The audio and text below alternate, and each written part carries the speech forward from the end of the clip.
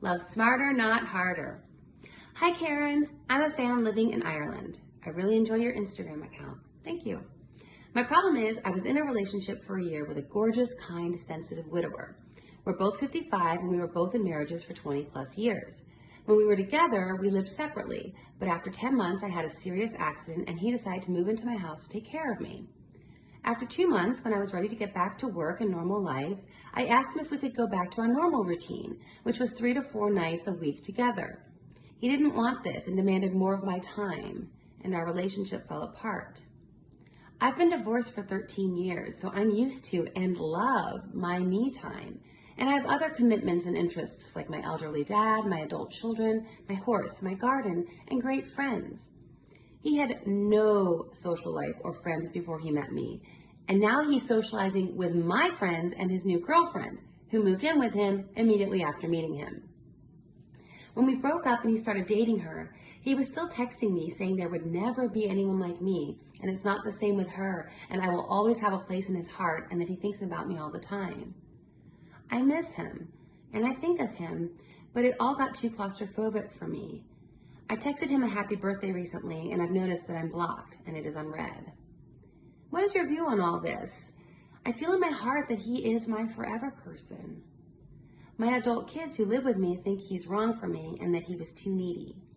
Hopefully you can decipher this, as I can't understand it. The short answer is you guys had a lot that worked, but you had a lot that didn't. And ultimately what didn't work was what we call a deal breaker. So much of partnership and marriage, or just being together long term, even if you guys didn't intend to get married again, is about the way that we want to do life. It's stylistic. It's not that it's wrong or right. It's just what's wrong or right for you. And you like your freedom and you like your independence. I'm the same. I mean, obviously I didn't get married until I was 42, so I spent the majority of my adult life single. So I knew when I got together with someone that he was going to have a very full, robust, independent life. And that I would keep my full, robust, independent life, and then the two of us would come together and enjoy each other. Some of these lives obviously would overlap, the part that is us as a couple, but that we would still, I'm thinking like a Venn diagram, we'd still have our own independence. And that's just important to you, and it should be, and you shouldn't change that.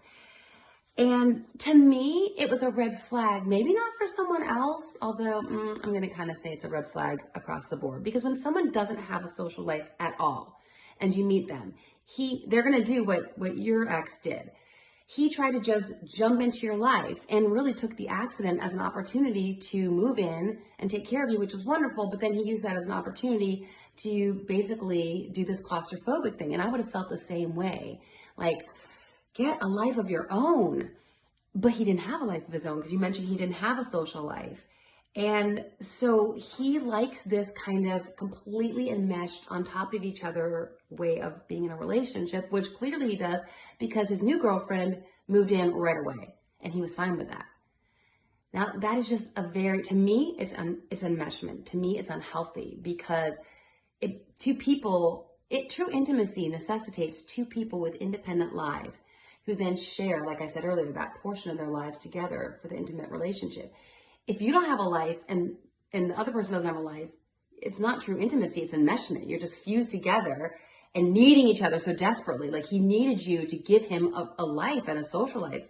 And the fact that he's still he's still hanging out with your friends, with his new girlfriend, just speaks to that. And that's just not sexy. It's not attractive. And I know it's not attractive to you because it's not the way that you operate your life.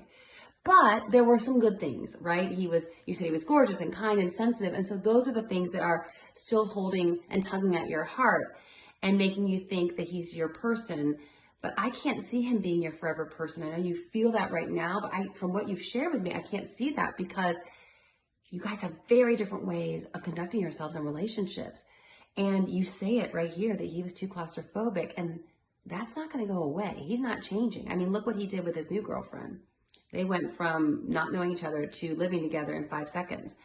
So that's what he likes. And also, it's a big red flag that even though he's living with his ex, for a while he was texting you and saying that nothing would ever be as good as it was with you, which is really shady. I mean, it's not really fair to this new woman that he's still texting you. Now, of course, it feels flattering for you. You're like, that's right, you can't get over me. I mean, I get that, but look at it objectively.